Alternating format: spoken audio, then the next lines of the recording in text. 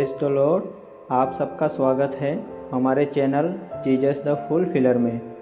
आज मैं आपको योना नबी की कहानी के बारे में बताऊंगा, जिसका वर्णन बाइबल में योना की पुस्तक में किया गया है। आप हमारे चैनल को सब्सक्राइब करें और बेल आइकन को दबाना ना भूलें, जिससे हमारी आगे आने वाली वीडियो की नोटिफिकेशन आपको मिलती रहे। चलिए तो वीडियो को हम स्टार्ट करते हैं। योना एक परमेश्वर का भविष्यवक्ता था और वह इज़राइल में रहा करता था। वह परमेश्वर को मानने वाला और प्रार्थना करने वाला नबी था। एक दिन परमेश्वर ने योना से एक रोशनी के द्वारा बात की। तब परमेश्वर ने योना से कहा, उठकर उस बड़े नगर निनवे को जा और उसके विरुद्ध प्रचार कर, क्योंकि उसकी बुराई मेरी दृष्टि में बढ़ गई है। परंतु योना यहोवा के सम्मुख से तरसीस को भाग जाने के लिए उठा और याफा नगर को जाकर तरसीस जाने वाला एक जहाज के पास गया और भाड़ा देकर उस पर चढ़ गया कि उनके साथ यहोवा के सम्मुख से तरसीस को चला जाए। तब यहोवा ने समुद्र में एक प्रचंड आंधी चलाई और समुद्र में बड़ी बड़ी आंधी उठी, यहाँ तक कि जहाज टूटने पर था। तब मल्लाह लोग डरकर अपने अपने देवता की दुहाई देने लगे और जहाज में जो व्यापार की सामग्री थी उसे समुद्र में फेंकने लगे कि जहाज हल्का हो जाए। परंतु योना जहाज के निचले भाग में उतरकर सो गया था और गहरी नींद में पड़ा हुआ था। तब माझी उसके निकट आकर कहने लगे, तू भारी नींद में पड़ा हुआ क्या करता है? उठ, अपने देवता की दुहाई दे। संभव है कि ईश्वर हमारी चिंता करे और हमारा नाश ना हो। तब उन्होंने आपस में कहा, आओ हम चिट्ठी डालकर जान ले कि यह विपत्ति हम पर किसके कारण आई है। तब उन्होंने चिट्ठी डाली और चिट्ठी योना के नाम पर निकली। तब उन्होंने उससे कहा, हमें बता कि किसके कारण यह विपत्ति हम पर पड़ी है। तेरा उद्यम क्या है? तू कहाँ से आया है? तू किस देश और किस जाति का है? योना ने उनसे कहा, मैं इब्री हूँ और स्वर्ग का परमेश्वर यहोवा जिसने जल स्थल दोनों को बनाया है, उसी का भय मानता हूँ। तब वे बहुत डर गए और उससे कहने लगे, तूने यह क्या किया है? वे जान गए थे कि वह यहोवा के सम्मुख से भाग आया है, क्योंकि योना ने उनको सब बता दिया था। तब उन्होंने उससे पूछा, हम तेरे साथ क्या करें जिससे समुद्र शांत हो जाए? उस समय समुद्र की लहरें बढ़ती ही जाती थी। उसने उनसे कहा, मुझे उठाकर समुद्र में फेंक दो, तब समुद्र शांत पड़ जाएगा, क्योंकि मैं जानता हूँ कि यह भारी आंधी तुम्हारे ऊपर मेरे ही कारण आई है। तभी वे बड़े यत्नों से खेते रहे कि उसको किनारे पर लगाए, परंतु पहुँच ना सके, क्योंकि समुद्र की लहरें उनके विरुद्ध बढ़ती ही जाती थी। तब उन्होंने यहोवा को पुकार कर कहा, हे यहोवा, हम विनती करते हैं कि इस पुरुष के प्राण के बदले हमारा नाश न हो और न हमें निर्दोष की हत्या का दोषी ठहरा, क्योंकि हे यहोवा, जो कुछ तेरी इच्छा थी वही तूने किया है। तब उन्होंने योना को उठाकर समुद्र में फेंक दिया और समुद्र की भयानक लहरें थम गई। तब उन मनुष्यों ने यहोवा का बहुत ही भय माना और उसको भेंट चढ़ाई और मन्नतें मानी।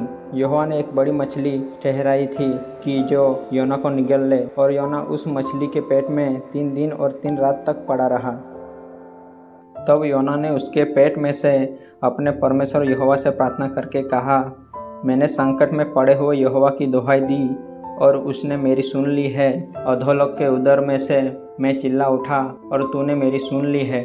तूने मुझे गहरे सागर में समुद्र की थाह तक डाल दिया और मैं धाराओं के बीच में पड़ा था।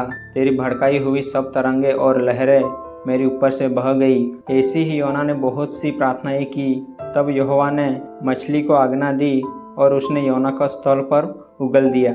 उसके बाद हम देखते हैं कि तब यहोवा का यह वचन दूसरी बार योना के पास पहुंचा, उठकर उस बड़े नगर निनवे को जा और जो बात मैं तुझसे कहूँगा उसको वहाँ पर प्रचार कर। तब योना यहोवा के वचन के अनुसार निनवे को गया।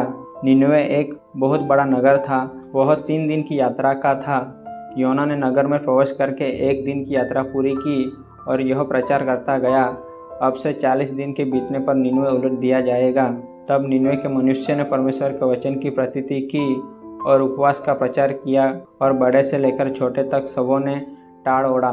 तब यह समाचार निनवे के राजा के कान में पहुंचा और उसने सिंहासन पर से उठकर अपने राजकीय वस्त्र उतार कर टाड़ ओढ़ लिया और राख पर बैठ गया।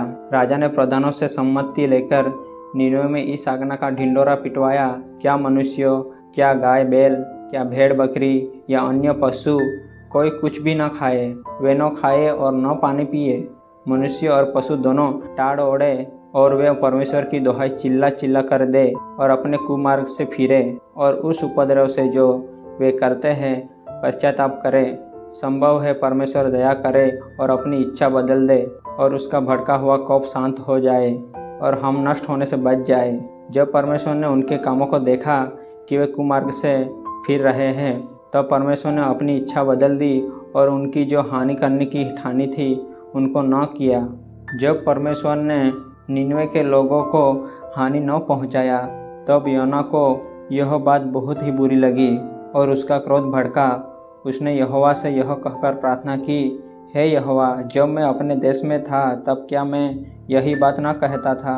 इसी कारण मैंने तेरी आज्ञा सुनते ही तरसीस को भाग जाने के लिए फुर्ती की, क्योंकि मैं जानता था कि तू अनुग्रहकारी और दयालु परमेश्वर है और विलम्ब से कोप करने वाला करुणा निधान है और दुख देने से प्रसन्न नहीं होता। इसलिए अब हे यहोवा, मेरा प्राण ले ले, क्योंकि मेरे लिए जीवित रहने से मरना ही भला है। यहोवा ने कहा, तेरा जो क्रोध भड़का है, क्या वह उचित है? इस पर योना उस नगर से निकलकर उसकी पूरब ओर बैठ गया और वहाँ एक छप्पर बनाकर उसकी छाया में बैठा हुआ यह देखने लगा कि नगर का क्या होगा। तब यहोवा परमेश्वर ने एक रेड़ का पेड़ लगाकर ऐसा बढ़ाया कि योना के सिर पर छाया हो, जिससे उसका दुख दूर हो। योना उस रेड़ के पेड़ के कारण बहुत ही आनंदित हुआ। सवेरे जब पौ फटने लगी, तब परमेश्वर ने एक कीड़े को भेजा, जिसने रेड़ का पेड़ ऐसा काटा कि वह सूख गया। जब सूर्य उगा, तब परमेश्वर ने पूर्वाई बहाकर लू चलाई और धूप योना के सिर पर ऐसी लगी कि वह मूर्छित होने लगा और उसने यह कहकर मृत्यु मांगी, मेरे लिए जीवित रहने से मरना ही अच्छा है। परमेश्वर ने योना से कहा, तेरा क्रोध जो रेड़ के पेड़ के कारण भड़का है, क्या वह उचित है? उसने कहा, हाँ, मेरा जो क्रोध भड़का है वह अच्छा ही है, वरन क्रोध के मारे मरना भी अच्छा होता। तब यहोवा ने कहा, जिस रेड़ के पेड़ के लिए तूने कुछ परिश्रम नहीं किया, न उसको बढ़ाया, जो एक ही रात में हुआ और एक ही रात में नष्ट भी हो गया, उस पर तूने तरस खाई है। फिर यह बड़ा नगर निनवे, जिसमें 1,20,000 से अधिक मनुष्य हैं, जो अपने दाहिने और बाएं हाथों का भेद नहीं पहचानते, और बहुत से घरेलू पशु भी उसमें रहते हैं, तो क्या मैं उस पर तरस न खाऊं? तब योना को परमेश्वर की बात समझ में आई। Praise the Lord. हम इस कहानी से सीखते हैं कि हमें कभी भी परमेश्वर की आज्ञा का उल्लंघन नहीं करना चाहिए, जैसे कि योना ने परमेश्वर की आज्ञा का उल्लंघन किया और परमेश्वर के सामने अपराध को मान लेना चाहिए। जैसे योना ने भी अपने अपराध को मान लिया और प्रभु ने उसको फिर से अपने कार्यों के लिए प्रभु उसको आज्ञा दी और योना उसकी आज्ञा के अनुसार आगे चलता गया और परमेश्वर ने उसकी सहायता की। हमें भी परमेश्वर की आज्ञा को मानना चाहिए और अपने अपराधों को मानना चाहिए, जिससे कि परमेश्वर हमारे अपराधों को क्षमा करे, क्योंकि परमेश्वर करुणामय, दयालु और विलम्ब से क्रोध करने वाला परमेश्वर है। आमीन। आशा करता हूँ कि आपको यह योना नबी की कहानी पसंद आई होगी और अपने मित्रों के साथ भी ज़रूर शेयर करें।